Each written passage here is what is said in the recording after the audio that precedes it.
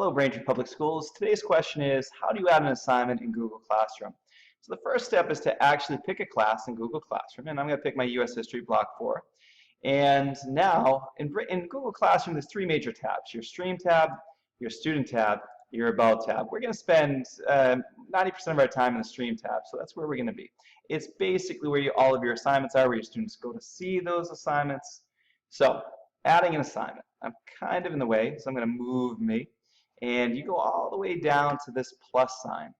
Now, if you want to add an old assignment from another class a previous year, you would go up to Reuse Post. But we're going to go for a new assignment. So we're going to click Create Assignment. Give it a quick little title. Let's call it Braintree Baseball Paper. And then time for a due date. Now, my students love doing work in the summer, so I'm going to pick August 25th. Now, due dates are important for a couple reasons. Google Classroom does a good job of reminding students that they have work due, so those due dates come in handy. It also takes all of their Google Classrooms and puts their homework into a homework calendar, so that students can look on their phones and be like, whoa, I got a homework assignment due in 2 days. So your deadlines definitely help them stay organized.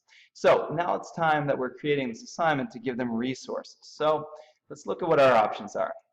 Now you have these four icons down here. Now the first icon is a paperclip. So I can select files from my computer, look for a Microsoft Word file, Braintree Baseball History.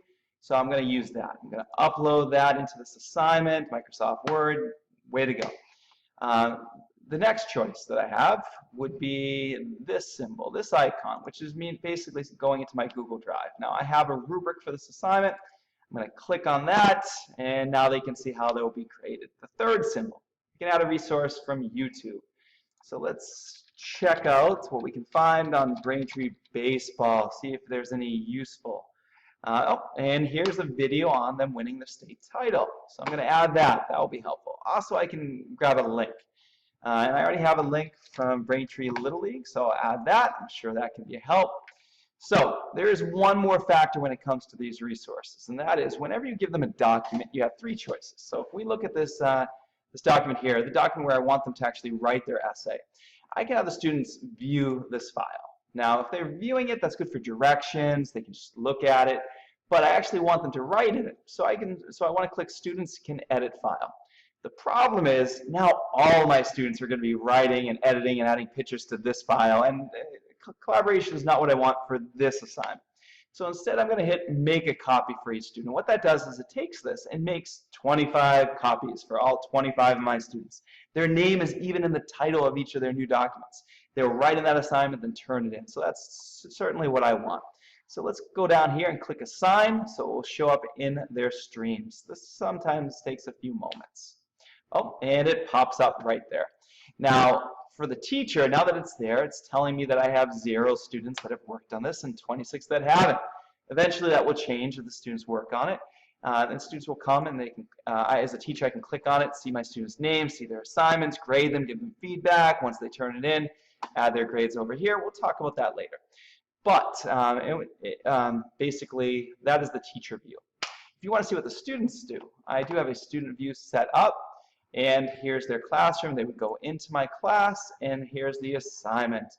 Now, here's all the resources. They can just click on them to use them to see them, but if they want to work on the assignment, they have to click Open. When they click on Open, now they have a few choices. They can just click on my document and work on it, and then eventually turn it in.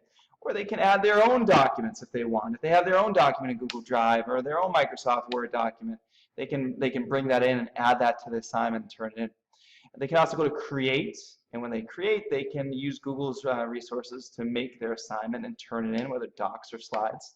But ultimately, in the end, they will turn it in. And that's how they would turn an assignment. Once they do, we can grade it.